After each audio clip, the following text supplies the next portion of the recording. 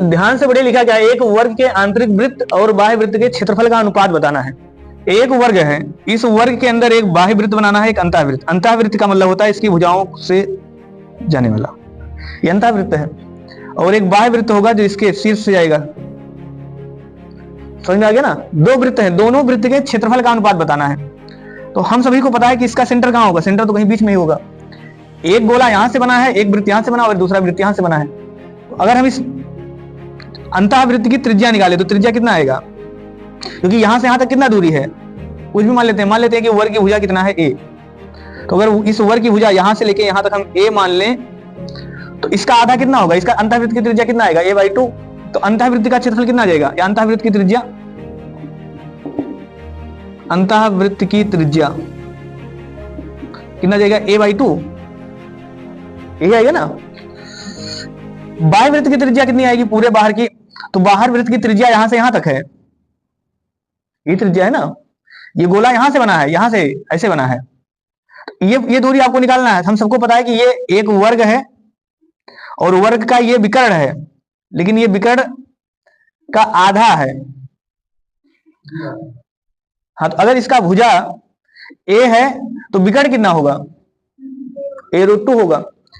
तो अगर विकर्ण a√2 होगा तो उसका आधा कर लेंगे, वो बाह्य वृत्त की त्रिज्या आएगी। बाह्य वृत्त की त्रिज्या कितनी हो जाएगी,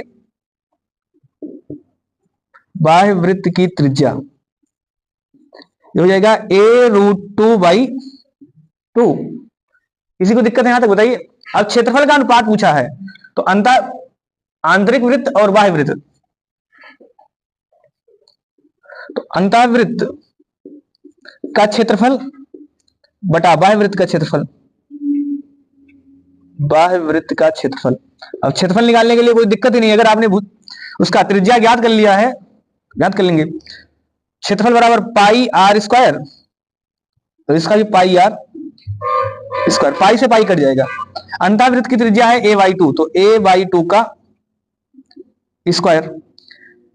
बाह्य वृत्त की त्रिज्या कितनी है, a√2/2, तो a√2/2 का स्क्वायर।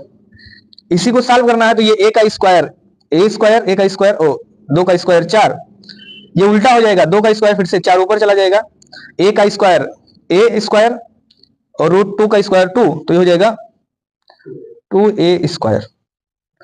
4 से 4 कट जाएगा, a² से a² कट जाएगा, कितना बचेगा, 1/2। या इसी को कह सकते हैं 1:2, ये सही है।